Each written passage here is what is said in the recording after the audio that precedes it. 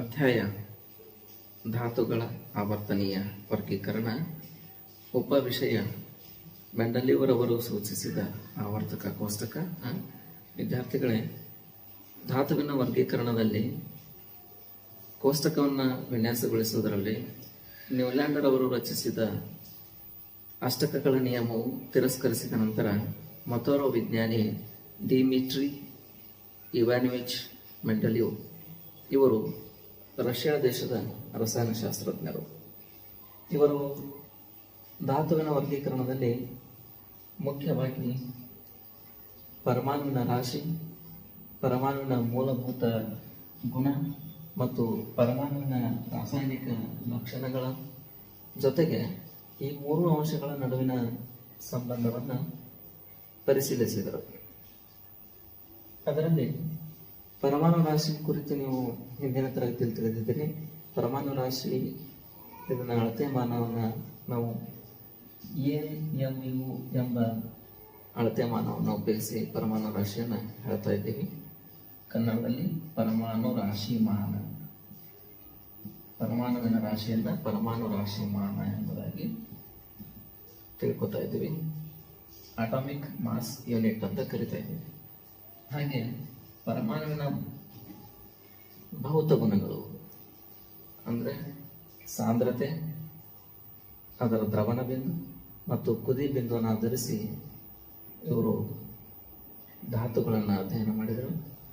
ಜೊತೆಗೆ ಧಾತುಗಳು ರಾಸಾಯನಿಕವಾಗಿ ವರ್ತಿಸಿ ಸಂಯುಕ್ತಗಳನ್ನು ಉಂಟು ಮಾಡುವುದು ಕೂಡ ಇವರು ಪರಿಶೀಲಿಸಿದರು. ಅದರಲ್ಲಿ ಮುಖ್ಯವಾಗಿ ಇವರು ಆಯ್ಕೆ ಮಾಡಿಕೊಂಡಂಥ ರಾಸಾಯನಿಕಗಳು ಹೈಡ್ರೋಜನ್ ಮತ್ತು ಆಕ್ಸಿಜನ್. ಹೈಡ್ರೋಜನ್ ಮತ್ತು ಆಕ್ಸಿಜನ್, ಹೈಡ್ರೋಜನ್ ಜಲಜನಕ, ಆಕ್ಸಿಜನ್ ಆಮ್ಲಜನಕ. ಸೊ ಇವರು ಇವನ್ನೇ ಆಯ್ಕೆ ಮಾಡಿಕೊಂಡ್ರು ಅಂದರೆ ಹೈಡ್ರೋಜನ್ ಮತ್ತು ಆಕ್ಸಿಜನ್ಗಳು ಹೆಚ್ಚಿನ ಕ್ರಿಯಾಪಟು ಧಾತುವಿನೊಂದಿಗೆ ಮತ್ತು ಬಹುತೇಕ ಧಾತುಗಳೊಂದಿಗೆ ಸಂಯುಕ್ತಗಳನ್ನು ಉಂಟು ಮಾಡ್ತಾ ಇದ್ವು. ಇವುಗಳು ಉಂಟು ಮಾಡುವ ಸಂಯುಕ್ತಗಳನ್ನು ಹೈಡ್ರೈಡ್ಗಳು, ಹೈಡ್ರೋಜನ್ ಉಂಟು ಮಾಡುವ ಸಂಯುಕ್ತವನ್ನು ಹೈಡ್ರೈಡ್ ಮತ್ತು ಆಕ್ಸಿಜನ್ ಉಂಟು ಮಾಡುವ ಸಂಯುಕ್ತವನ್ನು ಆಕ್ಸೈಡ್ ಅಂತ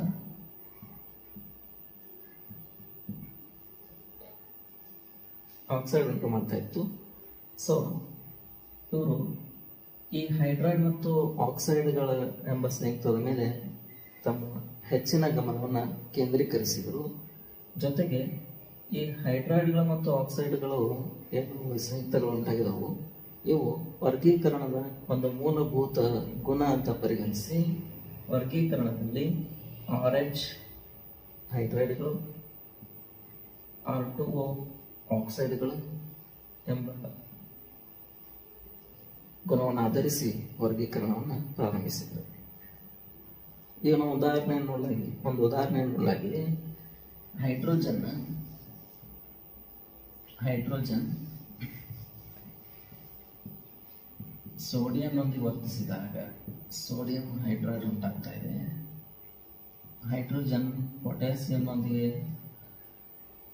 ವರ್ತಿಸಿದಾಗ ಪೊಟ್ಯಾಸಿಯಂ ಹೈಡ್ರೈಡ್ ಎಂಬ ಸಂಯುಕ್ತವನ್ನು ಕೊಡ್ತಾ ಇದೆ. ಹಾಗೆ ಆಕ್ಸಿಜನ್ ಇದು ಸೋಡಿಯಂನೊಂದಿಗೆ ವರ್ತಿಸಿದಾಗ ಸೋಡಿಯಂ ಆಕ್ಸೈಡ್ ಅನ್ನು ಕೊಡ್ತಾ ಇದೆ. ಹಾಗೆ ಆಕ್ಸಿಜನ್ ಪೊಟ್ಯಾಸಿಯಂನೊಂದಿಗೆ ವರ್ತಿಸಿದಾಗ ಪೊಟ್ಯಾಸಿಯಂ ಆಕ್ಸೈಡ್ ಅನ್ನು ಕೊಡ್ತಾ ಇದೆ. ಇದನ್ನ ಯಾಕೆ ಹೇಳ್ತಾ ಇದೀವಿ ಅಂದರೆ ಅವರು ಆಕ್ಸಿಜನ್ ಮತ್ತು ಹೈಡ್ರೋಜನ್ ಅನ್ನು ಪರಿಗಣಿಸಿದಾಗ ಅವು ಉಂಟು ಮಾಡುವಂಥ ಸಂಯುಕ್ತ ಹೈಡ್ರೈಡ್ಗಳು, ಸೋಡಿಯಂ ಸಂಯುಕ್ತ ಸೋಡಿಯಂ ಹೈಡ್ರೈಡ್, ಪೊಟ್ಯಾಸಿಯಂ ಸಂಯುಕ್ತ ಪೊಟ್ಯಾಸಿಯಂ ಹೈಡ್ರೈಡ್, ಹಾಗೆ ಆಕ್ಸಿಜನ್ ಉಂಟು ಮಾಡುವ ಸಂಯುಕ್ತ ಸೋಡಿಯಂ ಆಕ್ಸೈಡ್ ಅಂದರೆ ಆಕ್ಸೈಡ್ಗಳು, ಸೋಡಿಯಂ ಆಕ್ಸೈಡ್, ಪೊಟ್ಯಾಸಿಯಂ ಆಕ್ಸೈಡ್. ಈ ಎರಡು ಕ್ರಿಯಾಪಟು ಧಾತುಗಳನ್ನು ಸಾಮಾನ್ಯವಾಗಿ ಅವರು ಆರ್ ಅಂತ ಪರಿಗಣಿಸಿದರು. ಯಾಕೆಂದರೆ ಸೋಡಿಯಂ ಮತ್ತು ಪೊಟ್ಯಾಸಿಯಂಗಳೆರಡು ಕ್ರಿಯಾಪಟು ಧಾತುಗಳು. ಈ ಕ್ರಿಯಾಪಟು ಧಾತುಗಳೊಂದಿಗೆ ಹೈಡ್ರೋಜನ್ ವರ್ತಿಸಿದರೆ ಹೈಡ್ರೈಡ್, ಕ್ರಿಯಾಪಟು ಧಾತುಗಳೊಂದಿಗೆ ಆಕ್ಸಿಜನ್ ವರ್ತಿಸಿದರೆ ಆಕ್ಸೈಡ್. ಈ ಆಕ್ಸೈಡ್ ಮತ್ತು ಹೈಡ್ರೈಡ್ಗಳ ಸಂಯುಕ್ತವನ್ನು ಹೆಚ್ಚಿನ ಗಮನ ಕೇಂದ್ರೀಕರಿಸಿ ಇದನ್ನು ವರ್ಗೀಕರಣದ ಒಂದು ಮೂಲಭೂತ ಗುಣ ಅಂತ ಪರಿಗಣಿಸಿ ಕೋಷ್ಟಕದಲ್ಲಿ ನೀವು ನೋಡಬಹುದು, ಮೇಲ್ಭಾಗದಲ್ಲಿ ಕೊಟ್ಟಿದ್ದಾರೆ RH ಮತ್ತು R2O ಅನುಗುಣವಾಗಿ ಕೋಷ್ಟಕವನ್ನು ರಚಿಸಿದ್ದಾರೆ. ಹಾಗೆ ಇದ್ರ ಜೊತೆಗೆ ಅವರು 63 ಕಾರ್ಡ್ಗಳನ್ನು ವರ್ಗೀಕರಿಸಬೇಕಾದರೆ, ಧಾತುಗಳನ್ನು ವರ್ಗೀಕರಣ ಮಾಡಬೇಕಾದ್ರೆ ಮುಖ್ಯವಾಗಿ 63 ಧಾತುಗಳನ್ನು ತೆಗೆದುಕೊಂಡರು, 63 ಕಾರ್ಡ್ಗಳನ್ನು ತೆಗೆದುಕೊಂಡ್ರು. ಪ್ರತಿಯೊಂದು ಧಾತುವಿನಲ್ಲಿ ಅಂದರೆ ಪ್ರತಿಯೊಂದು ಧಾತುವಿಗೆ ಒಂದೊಂದು ಕಾರ್ಡನ್ನು ತೆಗೆದುಕೊಂಡು ಆ ಕಾರ್ಡ್ನಲ್ಲಿ ಆ ಧಾತುವಿನ ಲಕ್ಷಣಗಳನ್ನು, ಈಗಾಗಲೇ ಏನು ಹೇಳಿದ್ವಿ, ಆ ಧಾತುವಿನ ಪರಮಾಣು ರಾಶಿ, ಆ ಧಾತು ಉಂಟು ಮಾಡುವ ಸಂಯುಕ್ತ, ಹೀಗೆ ಒಂದೇ ರೀತಿಯ ಲಕ್ಷಣಗಳನ್ನು ಹೊಂದಿರುವ, ಒಂದೇ ರೀತಿಯ ಗುಣಗಳನ್ನು ಹೊಂದಿರುವಂತಹ ಧಾತುಗಳನ್ನು ಗುಂಪುಗೂಡಿಸುವುದು ಇವರ ಒಂದು ಉದ್ದೇಶ ಆಗಿತ್ತು. ಸೊ ಇವರು ಈ ಕಾರ್ಡ್ಗಳನ್ನು 63 ಕಾರ್ಡ್ಗಳನ್ನು, ಧಾತುವಿನ ಲಕ್ಷಣಗಳನ್ನು ನಮೂದಿಸಿದ ಕಾರ್ಡ್ಗಳನ್ನು ಒಂದು ಗೋಡೆಯ ಮೇಲೆ ಪಿನ್ ಹಾಕಿ ಜೋಡಣೆ ಮಾಡ್ತಾ ಇದ್ರು. ಜೋಡಣೆ ಮಾಡಬೇಕಾದ್ರೆ ಪರಮಾಣು ರಾಶಿ ಅನುಗುಣವಾಗಿ ಇವರು ಕೂಡ ಕೋಷ್ಟಕವನ್ನು ರಚಿಸ್ತಾ ಇದ್ದರು.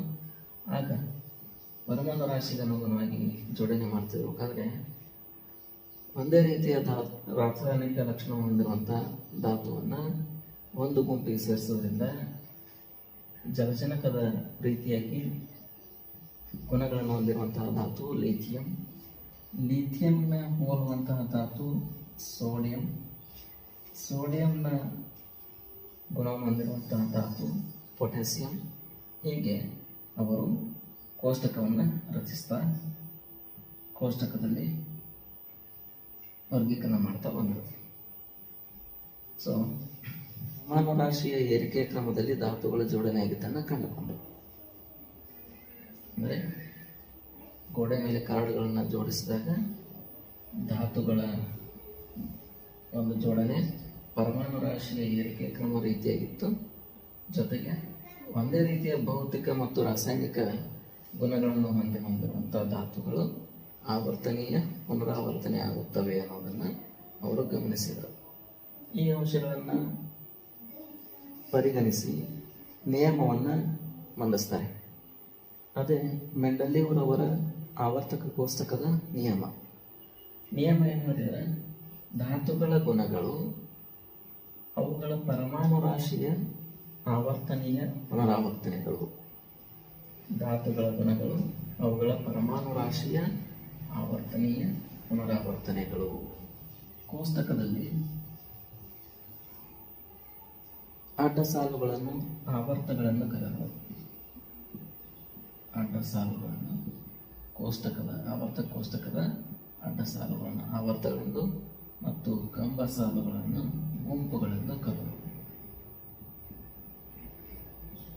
ಸೊ ವಿದ್ಯಾರ್ಥಿಗಳೇ, ಕೋಷ್ಟಕದಲ್ಲಿ ನಾವು ನೋಡ್ತಾ ಇದ್ದೀವಿ, ಮೆಂಡಲೀವ್ರವರು ರಚಿಸಿದ ಆವರ್ತಕ ಕೋಷ್ಟಕದಲ್ಲಿ 6 ಆವರ್ತಗಳು ಮತ್ತು 8 ಗುಂಪುಗಳು ಇರುವುದನ್ನು ಕಾಣ್ತಾ ಇದ್ದೇವೆ. ಹೀಗೆ ಅವರು ಕೋಷ್ಟಕವನ್ನು ರಚಿಸಿದರು. ಇನ್ನು ಮೆಂಡಲೀವ್ರವರು ರಚಿಸಿದಂತಹ ಆವರ್ತಕ ಕೋಷ್ಟಕದ ಸಾಧನೆಗಳನ್ನು ತಿಳಿಯೋಣ. ಮೊದಲನೇದಾಗಿ ಇವರು ರಚಿಸಿದಂತಹ ಒಂದು ಕೋಷ್ಟಕದಲ್ಲಿ ಇನ್ನೂ ಆವಿಷ್ಕಾರ ಆಗದೇ ಇರುವಂತಹ ಧಾತುಗಳನ್ನು ಊಹಿಸಿಕೊಂಡು, ಅಂದರೆ ಅದಕ್ಕೆ ಖಾಲಿ ಸ್ಥಳವನ್ನು ನಿಗದಿಪಡಿಸಿದರು. ಉದಾಹರಣೆಗೆ ಇವರು ಕೋಷ್ಟಕವನ್ನು ಜೋಡಣೆ ಮಾಡಬೇಕಾದ್ರೆ ಖಾಲಿ ಸ್ಥಳಗಳು ಯಾವುವು ಅಂತ ಹೇಳಿದ್ರೆ ಸ್ಕ್ಯಾಂಡಿಯಂ, ಗ್ಯಾಲಿಯಂ ಮತ್ತು ಜರ್ಮೇನಿಯಂ.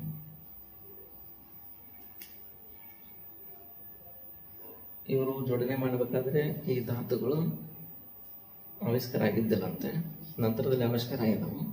ಆದರೆ ಅವರು ಮುಂಚಿತವಾಗಿಯೇ ಇವುಗಳಿಗೆ ಖಾಲಿ ಸ್ಥಳವನ್ನು ಬಿಟ್ಟಿದ್ದರಂತೆ. ಈ ಖಾಲಿ ಸ್ಥಳಗಳು ಉದಾಹರಣೆಗೆ ಅವರು ಕೋಷ್ಟಕದಲ್ಲಿ ನೋಡಿ ಧಾತುಗಳನ್ನು ಜೋಡಿಸಿದಾಗ A B C D E, just ಒಂದು ಎಕ್ಸಾಂಪಲ್,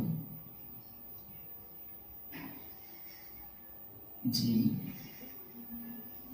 ಇಲ್ಲಿ ಒಂದೇ ರೀತಿಯ ಗುಣಗಳುಳ್ಳ ಧಾತುವನ್ನು ಅವರಿಗೆಲ್ಲ ಬೀಳದ ಕಾರಣ ಖಾಲಿ ಸ್ಥಳ ಇಲ್ಲಿ ಬಿಟ್ಟಿದ್ದಾರೆ ಅಂತ ಅನ್ಕೊಳ್ಳೋಣ.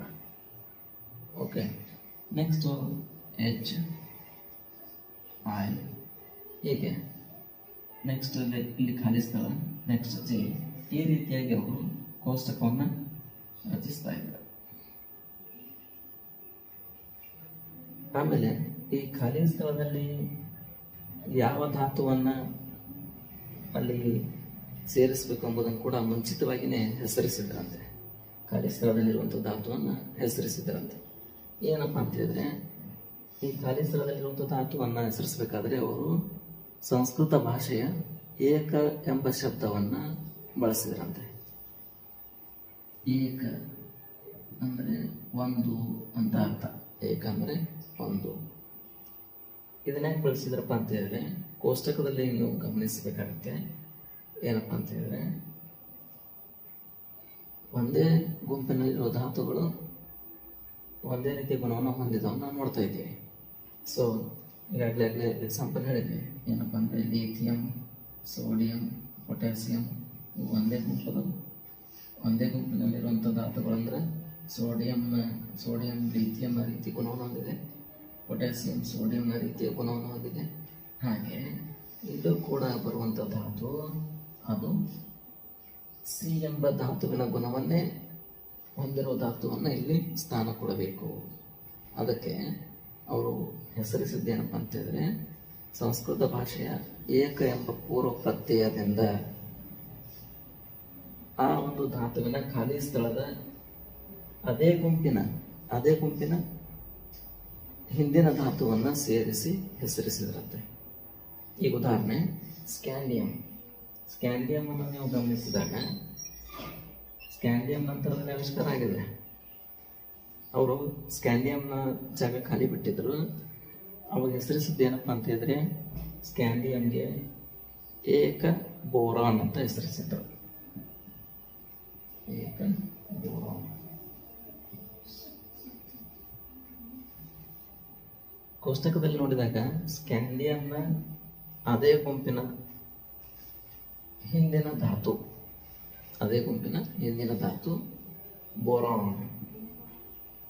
ಬೋರಾನ್ ಲಕ್ಷಣ ಹೊಂದಿರುವ ಧಾತುವನ್ನೇ ಇಲ್ಲಿ ಸೇರಿಸಬೇಕು ಅನ್ನೋದು ಅವರೊಂದು ಊಹೆಯಾಗಿತ್ತು, ಅವರೊಂದು ಕಲ್ಪನೆ ಆಗಿತ್ತು. ಅದೇ ರೀತಿಯ ಧಾತುವನ್ನು ಮುಂದೆ ಆವಿಷ್ಕಾರ ಮಾಡಿದಾಗ ಆ ಒಂದು ಸ್ಥಾನದಲ್ಲಿ ಅವಕಾಶವನ್ನು ಕೊಳ್ಳಾಯಿತು. ಸೊ ಅದೇ ರೀತಿ ಇಲ್ಲಿ ನಾವು ನೋಡಿದಾಗ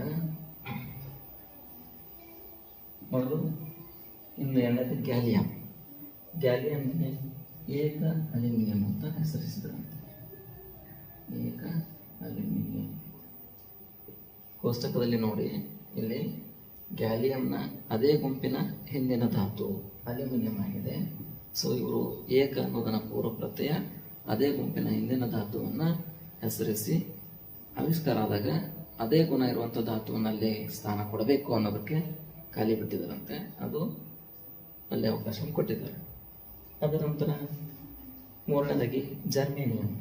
ಮೂರನೇ ಧಾತು ಜರ್ಮೇನಿಯಂ.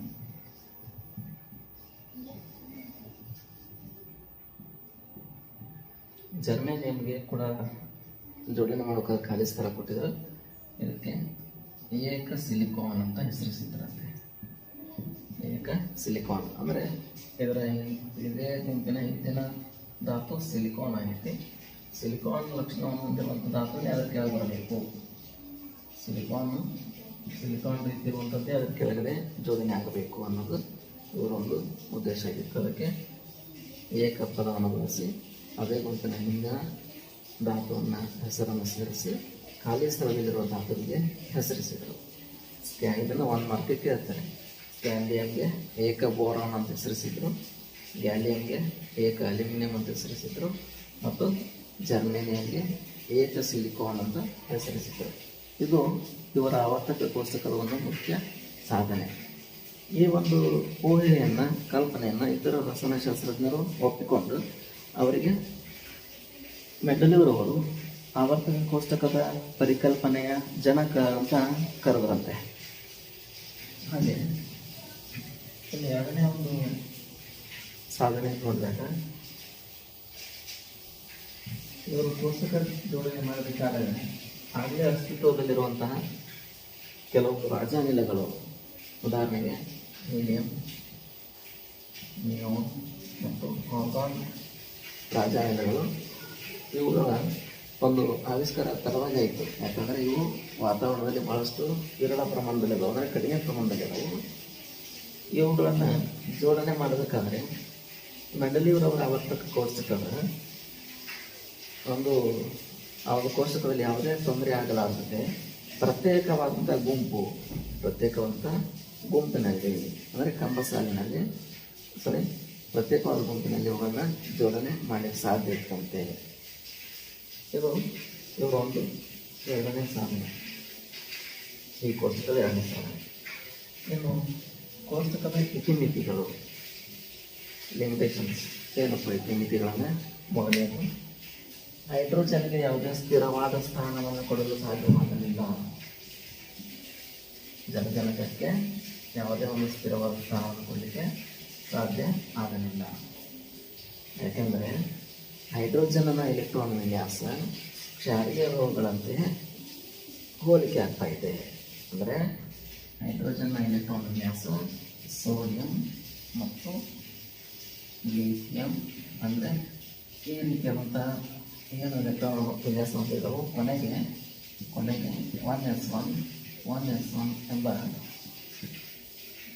ಎಲೆಕ್ಟ್ರಾನ್ ವಿನ್ಯಾಸವನ್ನು ಹೋಲುವುದರಿಂದ ಇವು ಹೈಡ್ರೋಜನ್ ಕ್ಷಾರೀಯ ಲೋಹಗಳು ಉಂಟು ಮಾಡುವ ಸಂಯುಕ್ತದ ರೀತಿಯಲ್ಲಿಯೇ ಒಂದೇ ರೀತಿಯ ಸಂಯುಕ್ತಗಳನ್ನು ಉಂಟು ಮಾಡುವುದರಿಂದ ಹೈಡ್ರೋಜನ್ಗೆ ನಿರ್ದಿಷ್ಟವಾದ ಸ್ಥಾನವನ್ನು ಕೊಡಲಿಕ್ಕೆ ಆಗಲಿಲ್ಲ. ಉದಾಹರಣೆಗೆ ಸೋಡಿಯಂ ಕ್ಲೋರೈಡ್ ಉಂಟಾದಾಗ ಇಲ್ಲಿ ಜಲಜನಕ HCl ಅನ್ನು ಉಂಟು ಮಾಡ್ತಾ ಇದೆ. ಹಾಗೆ ಸೋಡಿಯಂ ಆಕ್ಸೈಡ್ ಉಂಟಾದಾಗ ಇದು ಕೂಡ ಒಂದೇ ರೀತಿಯ ಸೂತ್ರವನ್ನು ಹೊಂದಿರುವಂಥ ಸಂಯುಕ್ತ ಉಂಟಾಗ್ತಾ ಇದೆ. ನೆಕ್ಸ್ಟು ಸೋಡಿಯಂ ಸಲ್ಫೈಡ್ ಅಂದರೆ ಇಲ್ಲೂ ಕೂಡ ನೀವು ನೋಡ್ಬೋದು H2S.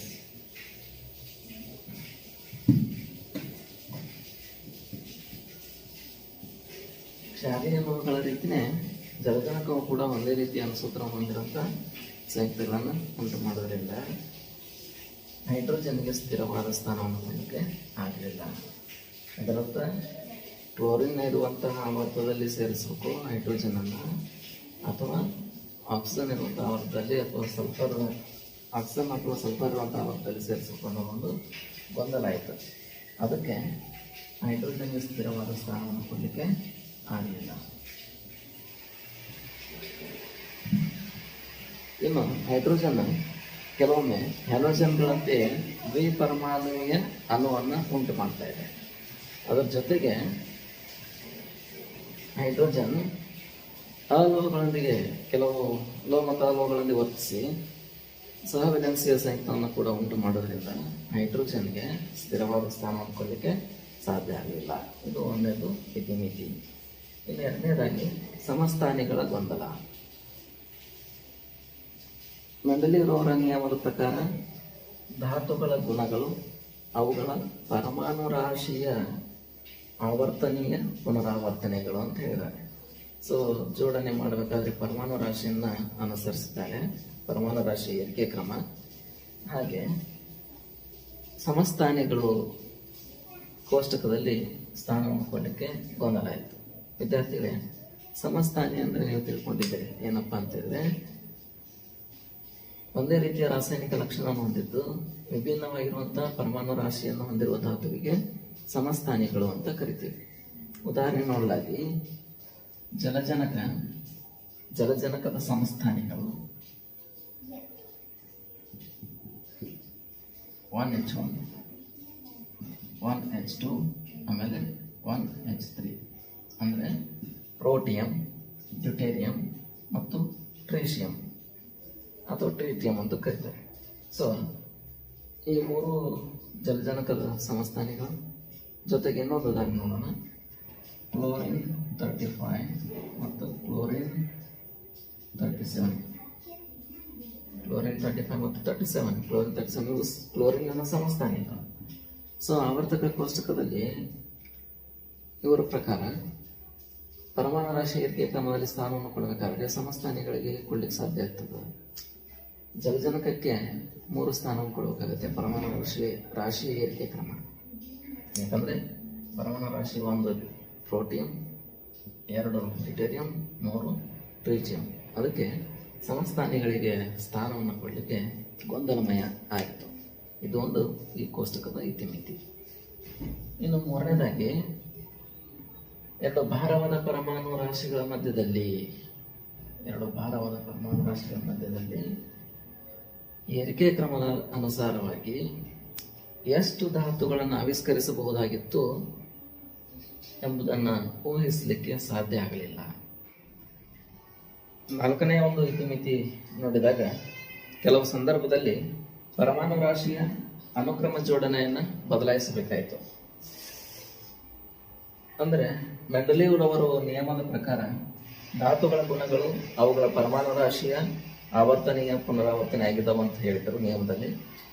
ಆದರೆ ಒಂದೇ ರೀತಿಯ ರಾಸಾಯನಿಕ ಲಕ್ಷಣ ಹೊಂದಿರುವಂಥ ಧಾತುಗಳನ್ನು ಗುಂಪುಗೂಡಿಸುವ ಒಂದು ಉದ್ದೇಶ ಆಗಿದ್ದರಿಂದ ಇವರು ಪರಮಾಣು ರಾಶಿಯ ಅನುಕ್ರಮ ಜೋಡಣೆಯನ್ನು ಕೆಲವು ಸಂದರ್ಭದಲ್ಲಿ ಬದಲಾಯಿಸಿದರು. ಉದಾಹರಣೆ ನೋಡಲಾಗಿ ಕೋಷ್ಟಕದಲ್ಲಿ ಗಮನಿಸಿ. ಕೋಬಾಲ್ಟ್ ಧಾತುವಿನ ಪರಮಾಣು ರಾಶಿ 58.93 ಮತ್ತು ನಿಕೆಲ್ನ ಪರಮಾಣು ರಾಶಿ 58.71. ಇದರಲ್ಲಿ ಕಡಿಮೆ ಪರಮಾಣು ರಾಶಿಗಿಂತಲೂ ಮುಂಚಿತವಾಗಿ ಹೆಚ್ಚಿನ ಪರಮಾಣು ರಾಶಿ ಹೊಂದಿರುವಂತಹ ಕೋಬಾಲ್ಟ್ ಅನ್ನು, ಅಂದರೆ ನಿಕೆಲ್ ಕೋಬಾಲ್ಟ್ಗಿಂತ ಕಡಿಮೆ ಪರಮಾಣು ರಾಶಿಯನ್ನು ಹೊಂದಿದೆ. ಕೋಬಾಲ್ಟ್ ಅನ್ನು ಮುಂಚಿತವಾಗಿ ಮತ್ತು ನಿಕೆಲ್ ಅನ್ನು ನಂತರದಲ್ಲಿ ಜೋಡಿಸಿದ್ದಾರೆ. ಕೋಷ್ಟಕದಲ್ಲಿ ಇದೇ ರೀತಿಯಂತ ಒಂದು ಉದಾಹರಣೆ ಇನ್ನೊಂದು ಗಮನಿಸಬಹುದು. ಯಾವುದಪ್ಪ ಅಂತ ಹೇಳಿದ್ರೆ ಟೆಲೇರಿಯಂ ಮತ್ತು ಅಯೋಡಿನ್. ಟೆಲೇರಿಯಂನ ಪರಮಾಣು ರಾಶಿ 127.60, ಅಯೋಡಿನ್ನ ಪರಮಾಣು ರಾಶಿ 126.90. ಇದರಲ್ಲಿ ಕಡಿಮೆ ಪರಮಾಣು ರಾಶಿಯನ್ನು ಹೊಂದಿರುವಂತಹ ಅಯೋಡಿನ್ ಅನ್ನ ನಂತರದಲ್ಲಿ ಜೋಡಿಸಿದ್ದಾರೆ.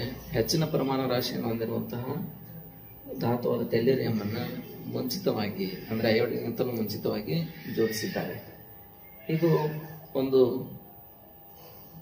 ಮೆಂಡಲೀವ್ರವರು ಸೂಚಿಸಿದ ಆವರ್ತಕ ಕೋಷ್ಟಕದ ಇತಿಮಿತಿಯಾಗಿದೆ. ಸೊ ಇದಿಷ್ಟು ವಿದ್ಯಾರ್ಥಿಗಳೇ ಮೆಂಡಲೀವ್ರವರು ಸೂಚಿಸಿದ ಆವರ್ತಕ ಕೋಷ್ಟಕದ ಬಗ್ಗೆ ತಿಳಿದುಕೊಂಡೆವು. ಈ ವಿಡಿಯೋ ನಿಮಗೆ ಇಷ್ಟವಾದಲ್ಲಿ ಲೈಕ್ ಮಾಡಿ, ನಿಮ್ಮ ಸ್ನೇಹಿತರಿಗೆ ಶೇರ್ ಮಾಡಿ. ಜೊತೆಗೆ ಚಾನಲ್ಗೆ ಸಬ್ಸ್ಕ್ರೈಬ್ ಆಗದೇ ಇದ್ದವರು ಸಬ್ಸ್ಕ್ರೈಬ್ ಆಗೋದ್ರಿಂದ ನಾವು ತಯಾರಿಸುವಂಥ ಹೊಸ ವಿಡಿಯೋದ ನೋಟಿಫಿಕೇಶನನ್ನು ಪಡೀಲಿಕ್ಕೆ ನಿಮಗೆ ಸಹಾಯವಾಗುತ್ತೆ. Thanks for watching this video. ಧನ್ಯವಾದಗಳು.